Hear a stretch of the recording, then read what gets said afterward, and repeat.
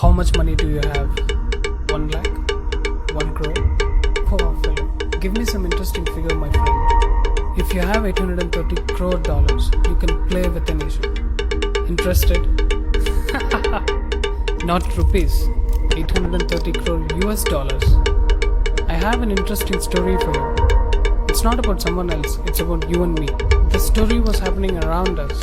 We all have played a part in the story, but we don't even know that. This story has a hero, a blood-sucking villain, a terrorist leader, and a lot of anti-nationals. This is how it happened. The villain runs a NGO which was put under the watch list category in 2016 by the Indian government for some illegal fundings in India.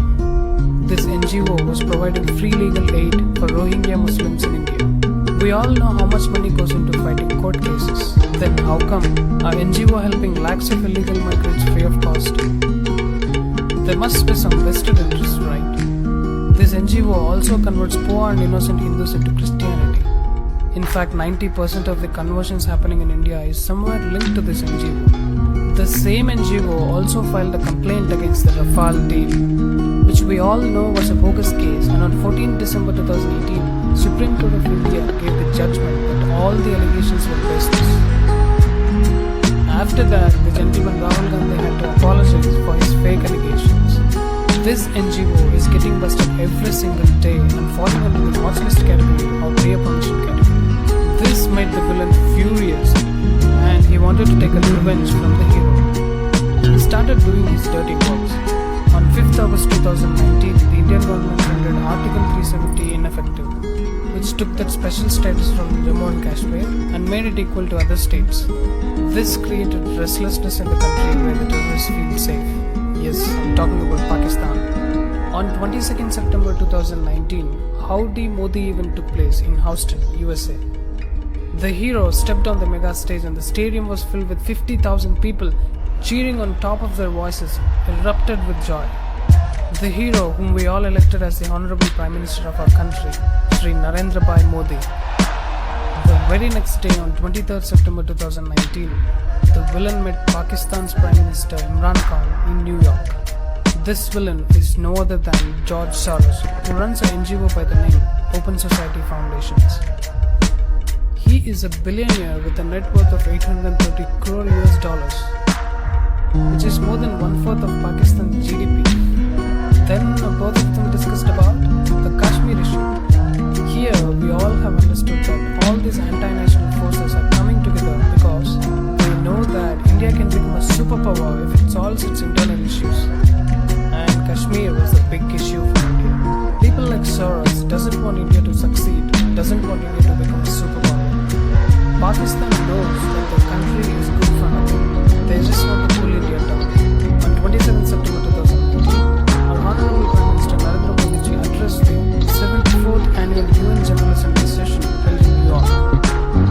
Shortly after that, beggar Prime Minister Imran Khan addressed the same session and spewed venom against India and Indian Army, which he usually does.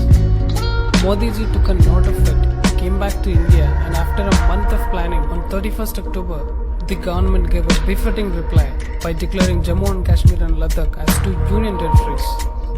This made the villain go berserk. Now, Soros can see the defeat standing in front of him. To protect the image of his NGO, he launched a book on Amazon on the exact same date, 31st October 2019. Till now, Soros had lost more than thrice to Modi ji, and he wanted a revenge. So on 24th January 2020, he gave a speech at the World Economic Forum at Davos and committed $1 billion towards fighting nationalism and nationalists. He also criticized the Citizenship Amendment Act and met Imran Khan again. Interestingly, the very next day, on 25th January 2020, videos of an anti-national Sharjeel Imam became viral, where he said that if 4 to 5 lakh Muslims come together, they can cut Assam from India. After 2 days, on 27th January 2020, ED found financial links with terrorist organization PFI and anti-CIA protest. Does this have any link with PFI? Yes, it has. ED presented a document where PFI transferred 77 lakhs to Kapil Sibal and 4 lakhs to Indira Jaisingh. This proves that Indira Jaisingh has a PFI connection. This lady Indira Jaising is on the talk for the donations from George Soros' network of NGOs and their NGO lawyers. This also proves that there is some link between PFI and George Soros.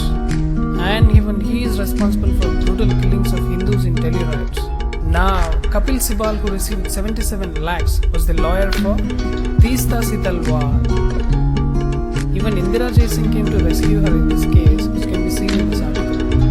Teesta was the co-petitioner in the Gujarat riots case against Modi ji. We all know that he was innocent, but she wanted to frame him and send him behind bars. Modi ji is the common enemy for her and George Soros.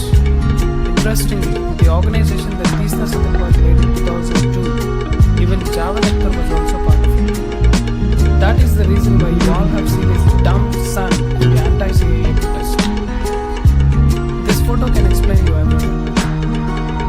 There is a Facebook page by the name Fraternity Government JNU, which wants the government to release this anti-national Sharjeel Imam. They have made several posts in support of this anti-national turmoil. This Facebook page supports the vulgar acts of Tablighi Jamaat, and the same page calls Teesta Talwar as a chief guest to address their audience. Teesta Talwar's NGO, CJP works in Assam, and Sharjeel Imam wanted to cut Assam from India. Can you see the link? All these evidences show that Sharjeel Imam, Teesta Talwar, Kapil Sibal, Indira Jaising, PFI and George Soros are all connected in some way. Their only goal is to destroy the country and break it from inside. After this crackdown by ED, Soros wanted to do something big. On 29 January 2020, George Soros moves to Delhi High Court against the Modi government, which had put his NGO in prior permission category. But the question is, why did he take 3 years to file a complaint? Or was he planning something big? Yes, on 4th February 2020, he sent his puppet Harsh Mandar to Shaheen Bagh, where he asked everyone to join the Shaheen Bagh protest. Let me tell you one thing here. Harsh Mandar works for at least 5 Christian missionaries. He handles the conversion business of Soros. He also held more than 8 to 9 positions during the Congress's rule when Manmohan Singh was the Prime Minister. He was the main man for Sonia Gandhi, and he is the main man for Soros as well. How can a person work for the ruling party and at the same time work for the anti-Indian forces? It can only happen when the ruling party is also involved in breaking the country. We all know the hate that Sonia Gandhi has for Sadhus and Hinduism, and Harsh Mandar working for Christian missionaries proves my point. After this, on 18 February 2020, Teesta Talwar also came to Delhi and joined the anti-CAA protest, and she was seen tutoring the protesters. She was teaching them what they have to say and what not. Watch here. क्या शाहीन बाग के आंदोलन की जगह बदलने से आंदोलन कमजोर होगा क्या? ये हमारा सवाल है, जवाब किसी को नहीं देना, वो जवाब से पूछा जाएगा, वो आपको वो जवाब देना है, ठीक है? तो ये पहला सवाल है, क्या शाहीन बाग के Remember, wherever she is, there is a possibility of riots. She did that in Assam, and now she came to Delhi. These protester men and women were the same who were throwing stones on the police, shooting at the police, stopping the traffic and burning buses. But they wanted some kind of retaliation from BJP, which came on 23rd February 2020, when Kapil Mishra publicly spoke out in a rally against the anti-CAA protest. The comment was not at all provocative, but Islamists and anti-Indian forces were waiting for some kind of comment which they could blame later.